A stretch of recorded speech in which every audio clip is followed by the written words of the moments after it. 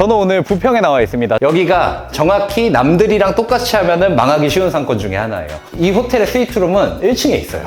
1층에 있는 이유는 바로 이거예요. 네, 조심하세요. 와, 이거 뭐야? 네, 계단이에요. 지하와 1층을 연결한 그런 파티룸으로 운영되던 그런 현장이에요.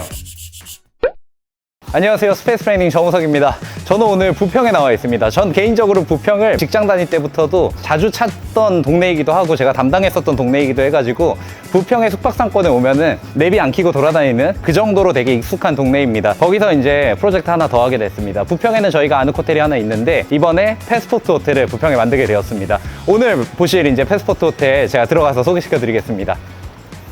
바로 이 건물입니다. 지금 이 하얀 부분 있죠? 옛날에 리모델링 할 때도 이 부분이 가장 멀리서 가시성이 보이는 부분이기 때문에 조금 특별한 마감재로 이미 되어 있는 거예요. 우리도 여기가 메인입니다. 그리고 여기에다가 대형으로 우리가 이 호텔에 대해서 알릴 수 있는 소구점이 있으면은 저 끝에서부터 가장 먼저 보이는 호텔이 될 수가 있습니다. 패스포트는 저희가 기본적으로 객실 통합을 많이 하죠. 이번에도 객실 통합을 할 겁니다. 여기는 2객실을 통합한 방이에요. 옆으로 가면 3객실을 통합한 방도 만들 거예요. 그래서 2개, 3개 큼직하게 통합해 놓고 대신 여기는 21객실짜리 방이었거든요. 서울에서 저희가 20객실짜리를 10객실 미만으로 만드는 대규모의 이제 통합 작업을 거쳤다면은 여기는 통합을 그렇게까지 하진 않을 거예요. 단독 객실들도 많이 남겨둘 겁니다. 그래서 13객실짜리로 최종적으로 기획을 하게 되었고 여기는 통합한 객실은 완전하게 이제 패스포트 느낌이 나게 하고 작은 객실도 소형 료칸의 느낌이 나게끔 믹스해갖고 만들 거고 당연히 그러한 이유는 부평 같은 데들은 온라인 예약 수요가 정말 전국구일 정도로 굉장히 높은 상권이에요. 그렇기 때문에 수요가 굉장히 많습니다. 근데 그 수요의 구매력이나 어떤 지불할 수 있는 객단가의 수준은 서울보다 높진 않을 수도 있어요. 왜냐면 부평은 인천 지역 중에서도 젊은 친구들이 주로 모여가지고 노는 데고 20대 초반 친구들이 많이 모여서 노는 데기 때문에 20대 초반의 내수 수요도 꽉 잡겠다 하는 의도로 객실 수를 조금 늘렸습니다.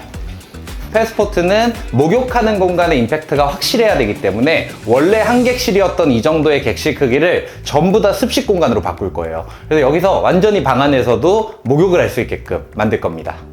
대표님 말씀만 들어봤을 때는 부평 상권이 고객이 많은 것 같은데 그럼 이제 매출도 많다는 거잖아요. 네네. 근데 기존에 계셨던 매도인분은 왜 매도를 하신 건가요? 여기가 정확히 남들이랑 똑같이 하면은 망하기 쉬운 상권 중에 하나예요. 수요가 굉장히 많아 보이지만 여기는 공급도 많아요. 직간접적으로는 인근 상권까지 한 50개 업체랑 경쟁을 해야 되는 그런 상권입니다. 그래서 소비자 입장에서 보기만 해도 내가 여기서 갈 만한 모텔들이 너무너무 많은데 그 중에서 선택을 받아야 되는 이제 호텔이라는 거예요. 시설을 했더라도 남들처럼 그냥 하잖아요. 그러면 수요가 많은 날에는 좀 차겠지만 수요가 없는 날에는 선택받는 힘이 약하다 보면은 아주 높은 매출까지 이루어지지 않는 경우들이 있어요. 그래서 이런 상권에서 기획을 할 때는 이 상권의 타깃을 이해하고 그들이 꼭 오고 싶은 그런 차별점을 경쟁 숙소 대비해가지고 만드는 게 굉장히 중요합니다. 제가 객실을 통합했잖아요. 요 정도가 한 객실인 거예요. 엄청 작죠. 그리고 여기 막 단이 올라가서 여기 침대가 이렇게 있었던 공간이에요. 근데 통합했어요. 그래서 하나를 침실로 만들고 가운데 이제 다이닝 할 수 있는 공간을 만들고 완전히 이제 목욕을 할 수 있을 목욕탕을 개별 목욕탕을 보유한 것처럼 만들어 주겠다는 거예요. 우리가 3객실을 통합했잖아요. 그럼 원래 받는 객단가에 곱하기 3 플러스 알파 객단가로 여기는 팔아야 되는 객실이 되는 거잖아요. 그렇기 때문에 패스포트를 만들었다는 의미는 인천 지역에서 유명한 숙소를 만들어서 한 번쯤 오고 싶게 하는 호텔, 그거를 만들 수 있냐 없냐가 이 프로젝트의 관건입니다. 그게 만약에 성공을 했다. 그러면 21객실이었던 게 13객실로 줄었으니까 인건비 부담과 함께 여러 가지 호텔 운영을 하기 위한 고정비랑 변동비가 줄어들게 되겠죠. 그 로직을 만드는 게 패스포트 호텔입니다. 생애 통합한 걸 보니까 대전 패스포트가 떠오르는데요? 그렇죠. 대전 패스포트에서 우리가 3객실을 확 통합해 놓고 지금 객단가가 25만 원대에서 30만 원을 주기적으로 팔고 이벤트가 있는 날에는 40만 원 이상씩도 팔고 있잖아요. 그러한 어떤 결과 경험치를 바탕으로 더 저희가 디자인을 가다듬어 가지고 이번 패스포트에도 넣어보는 겁니다. 대전 패스포트 같은 경우는 리모델링 하기 전에랑 지금이랑 매출 차이가 어느 정도 나나요? 리모델링 하기 전에 매출이 30만 원 정도 나왔었던 걸로 저희가 알고 있고요. 리모델링 하고 나서 패스포트는 20객실짜리를 10객실로 줄였는데도 저희가 6천만 원 이상의 매출이 나오고 있죠. 엄청나죠? 매출은 2배가 뛰었죠. 근데 대전 패스포트에 근무하고 있는 프론트 직원은 한 명도 없습니다. 이 공간이 원래 프론트였어요. 뒤에 털어보니까 공간 되게 넓죠. 이 공간이 고객들의 편의시설로 다 채워지는 거예요. 그래서 완전 라운지 형태의 편의시설과 셀프, 짐들을 또 맡길 수 있는 사물함도 생길 거예요. 키오스크도 물론 여기에 있을 겁니다. 이 호텔의 스위트룸은 1층에 있어요. 특이하죠? 1층에 있는 이유는 바로 이거예요. 네, 조심하세요. 와, 이거 뭐예요? 네. 이 계단이에요. 이 호텔은 원래 파티룸을 여기가 침실, 그 다음에 계단으로 내려가면은 이제 파티룸이 있는 지하와 1층을 연결한 그런 파티룸으로 운영되던 그런 현장이에요. 옆에도 보면 똑같이 복사 붙여넣기가 되어 있죠. 그래서 두 객실이었던 거예요. 저는 어떻게 할 거냐면요. 하나, 둘, 셋 다 합칠 거예요. 통합할 거예요. 그래서 여기 완전 가족들도 올 수 있는 스위트룸으로 만들 거고요. 계단을 신설할 겁니다. 계단을 신설해서 레이아웃을 재배치하고 지하에 내려가면 가족들만 이용할 수 있는 가족탕을 만들 거예요. 그럼 실질적으로 몇 객실을 통합한 효과가 있냐면 하나, 둘, 셋, 넷, 다섯 개를 통합한 효과가 있는 거예요. 세 개를 통합했는데도 그렇게 이제 면적을 만드는 게 이번 패스포트 프로젝트에서 핵심이 되는 객실 중에 하나입니다. 지하 공간이 굉장히 지금 넓은데 이 넓은 공간이 사실은 그냥 죽어있는 공간으로 사용되던 거예요.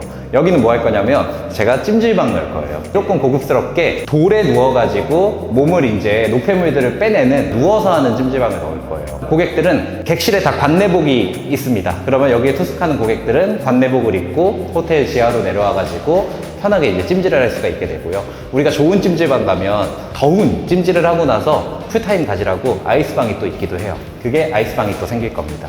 아까 뚫려있던 곳은 어디인가요? 일로 와보세요. 네, 여기에요. 우리가 저기서 이렇게 봤었죠. 그러면 어떻게 되죠? 내려오게 되면은 계단부만 저희가 잘 만들어주면은 전체가 여기가 목욕탕 같은 경험을 할 수가 있는 거예요. 그래서 개별 목욕탕처럼 느끼게끔 여기를 만들어 줄 거고요. 저희가 벽화도 그릴 거예요. 일본에서 되게 트렌디한 사우나나 목욕탕을 갔을 때 하는 그런 공간 연출들을 여기다도 줄 거예요. 그러면 사람들은 그걸 사진 찍고 싶어가지고 또 올 수 있게 만드는 그런 이제 특별한 좀 사우나를 만들어 줄 겁니다.